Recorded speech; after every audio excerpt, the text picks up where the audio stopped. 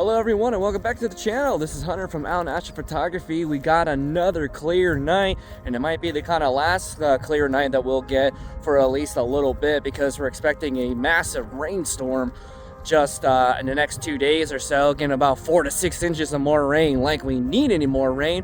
But tonight we are going galaxy hunting yet again, even though we are dealing with a very full moon, about 85% or so. But that does not stop me a lot of times, but especially we're going to be going after a edge-on galaxy to kind of compensate for the moon the way that it is right now. But it is a nice one, and it's called the Silver Needle.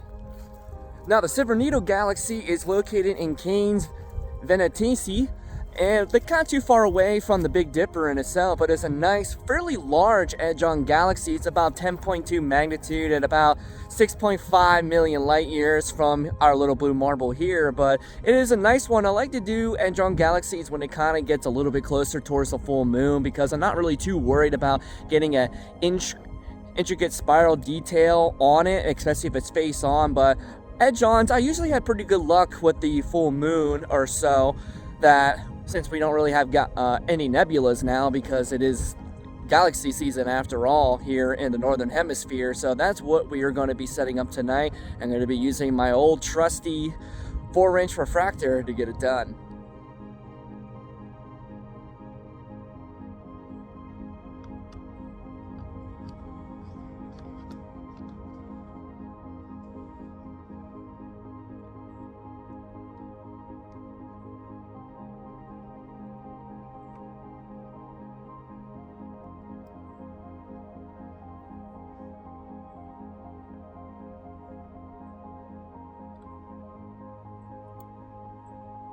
Alright, now we got the scope set up, and let's wait for nightfall here in about the next hour or so we can get ready to start doing polar alignment.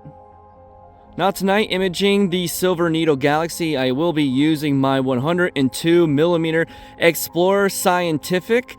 It is a f7 with a focal length. I'm going to be using tonight the full focal length at 714mm. This is a triplet apo refractor. And I'm also going to be mounting this on top of my wonderful AM5 mount with a very nice pier attachment to it, because if you can see from this scoop itself, she's a pretty long one, I gotta say. Imaging camera-wise tonight, I will be shooting this with my one-shot color, the ZWO 2600 MC Pro. And I have all my filters in here for the ZWO EFW, which the filter of choice tonight, since I am doing an edge-on galaxy, not really going to be needing any narrowband. I'm going to be using the Optolong L Quad Enhance, which I've been absolutely loving this filter, since it's basically the big brother and the newer version of the L Pro. But I'm also going to be imaging with, of course, the ASI Air Plus. This is the newer version, the 256GB version, with a little bit faster of the focal length and you know, like just the speed in general. And then I am going to be using actually my planetary camera tonight to use as the guide camera, the ASI 174mm, and just a simple 60mm SV Bonnie guide scope on top of everything. So this is a pretty normal setup for me. I use this quite often if I'm not doing anything super wide field, but you're going to be seeing this scope quite often throughout this spring, because this is about the longest focal length I have available to me.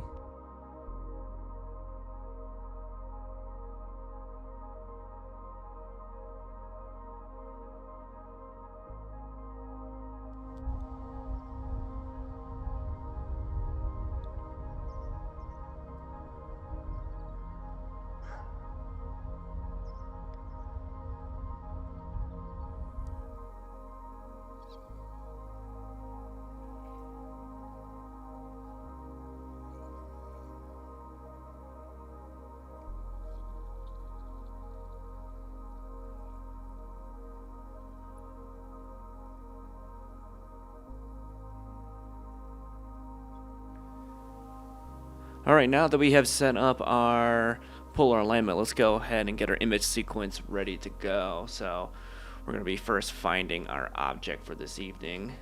We are going to be going into the plan one this time. Go ahead and delete this other plan that was already in there.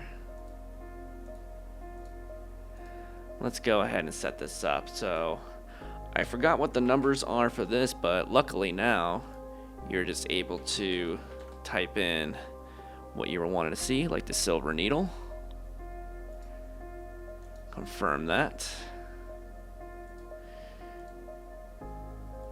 And we are going to be doing 5-minute exposures. I'm just going to put a rough number of 125. Not sure what happened there. 125, we're going to be using gain 100. Got to redo the... There we go. Alright, so we're ready to go. So now all I have to do is just hit one button.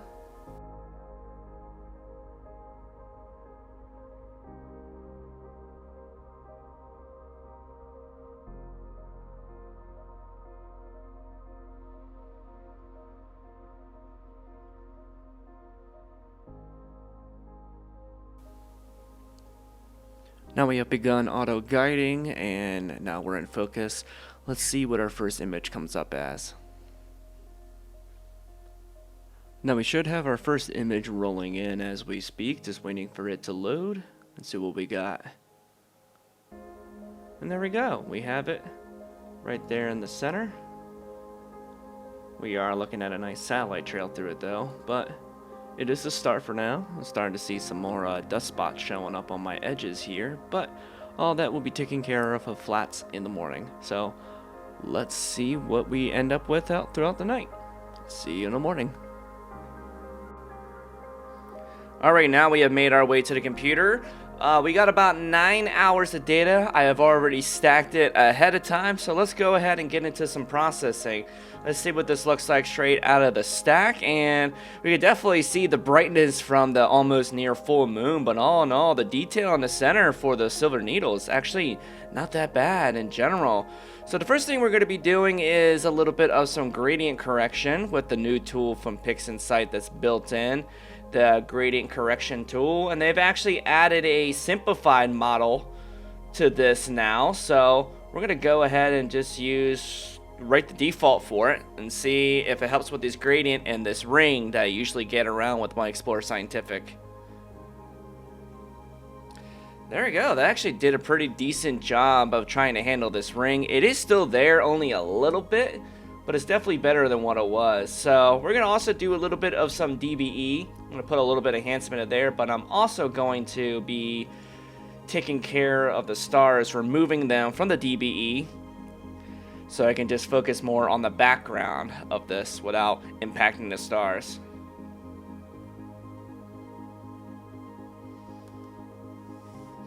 There we go. So we remove the stars from the moment. It's going to stick this aside. Now we're going to be opening up our DBE. Usually the model parameters I like to use a lot of times is 2 for tolerance, 6 for shadows relaxation, and a smoothing factor of 0.6.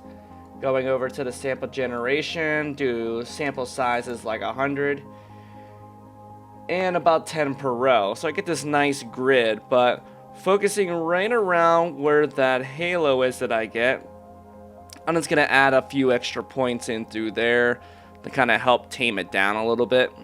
Still have yet to figure out this problem. I have put electrical tape in all areas just in case of light leaks. I think it's something internal with the baffles of this scope, which is a shame because it only does this in broadband. But let's see. That should be pretty good. Target image correction, we do subtraction, normalize, discard background, and replace.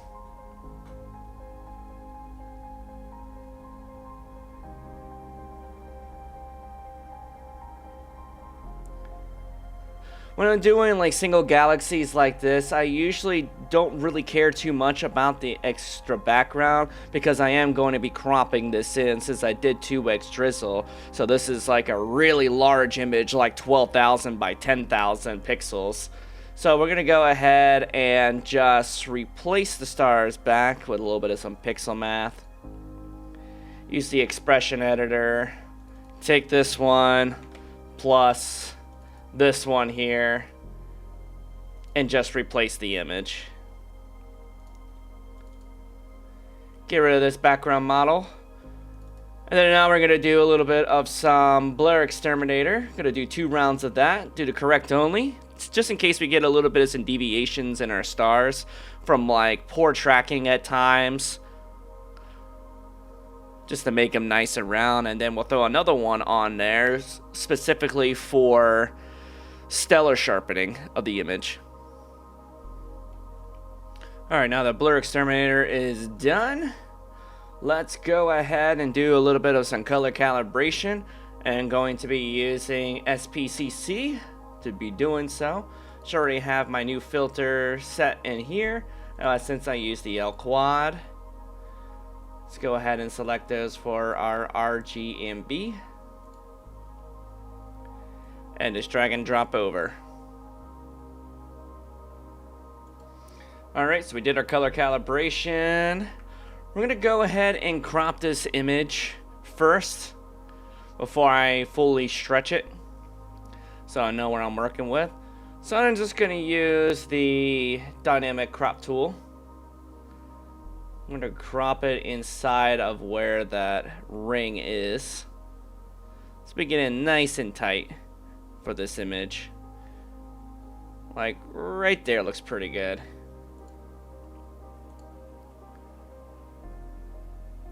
Alright, now we've cropped our image. We got a nice framing here. So let's go ahead and stretch our images using one of Bill Blanchard's stretching scripts. And there we go. We're already looking at a pretty nice image overall. So we're just going to be doing a little bit more enhancements. Once again, I will be removing the stars. So I'm not messing with the stars as of yet. So we can work on the overall galaxy in itself. There we go. So remove the stars. We're just gonna rename this stars and then put it off to the side for now. So now we're left with just the galaxy in itself. So what we're gonna be doing is doing a little bit of a range mask of just the galaxy itself, so we can work on it, enhancing the colors a little bit. I want to do a little bit of some HDR and some unsharpened mask, so we can really enhance the details best as we can out of this one. So let me go ahead and make a mask for this.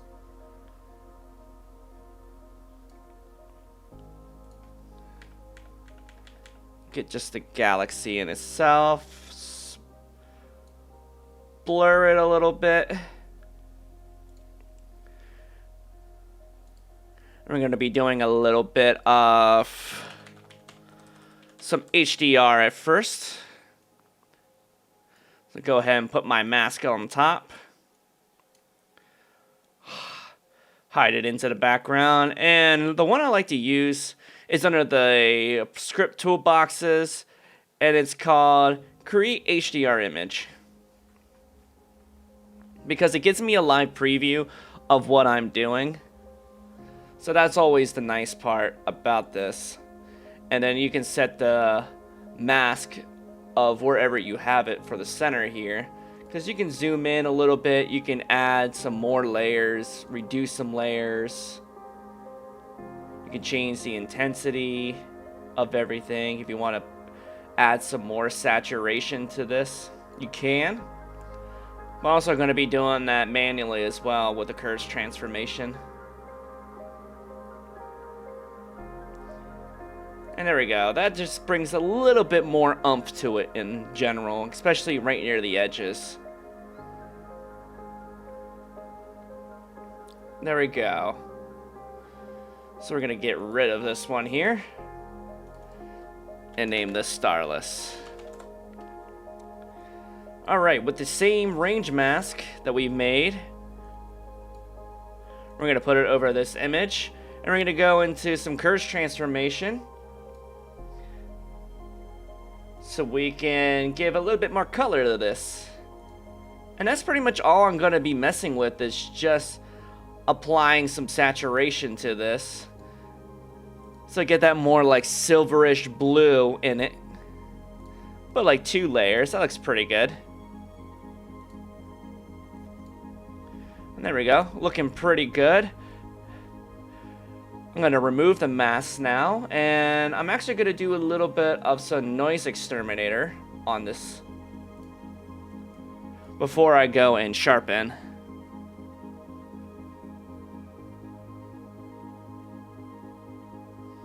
Should be fairly quick. There we go, got a little bit of some noise reduction in there.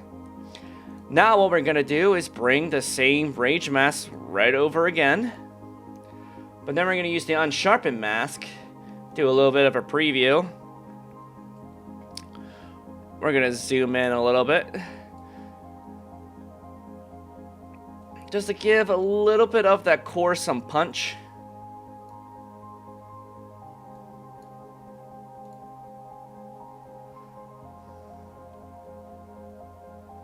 There we go.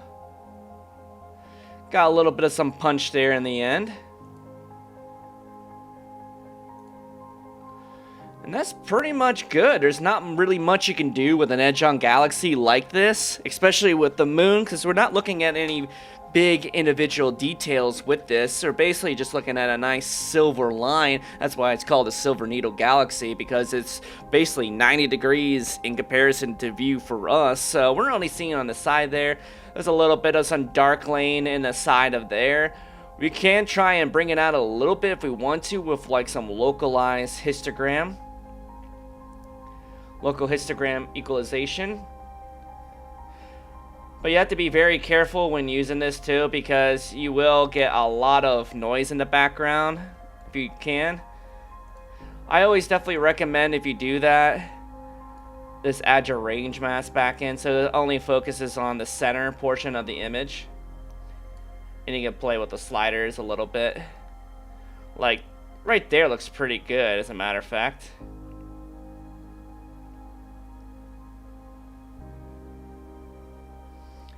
So we'll go one more, because that actually brought out that dust lane quite a bit in the center. Alright. So overall, we're looking pretty good here. So let's go work on the stars a little bit here. Go ahead and close all these out so they're out of the way. So we are going to remove a little bit of the green in the background, some SCNR. Invert it. More SCNR. They're going to create a little bit of a star mask just to add a little bit more of some saturation to it, so we can get a little bit more of some star color overall. So we're going to go to our star mask and just use the default settings here and create our star mask.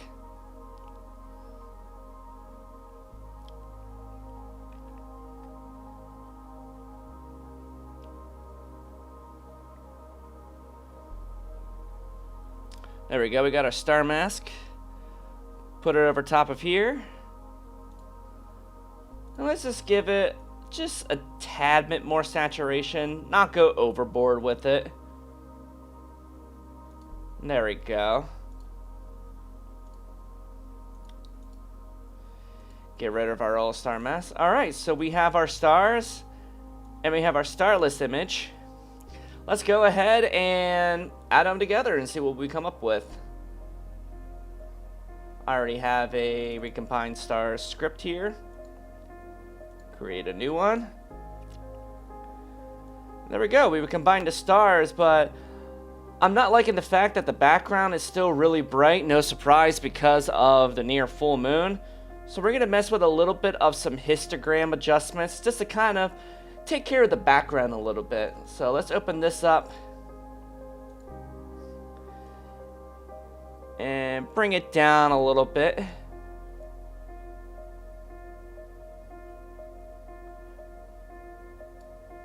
That looks pretty good.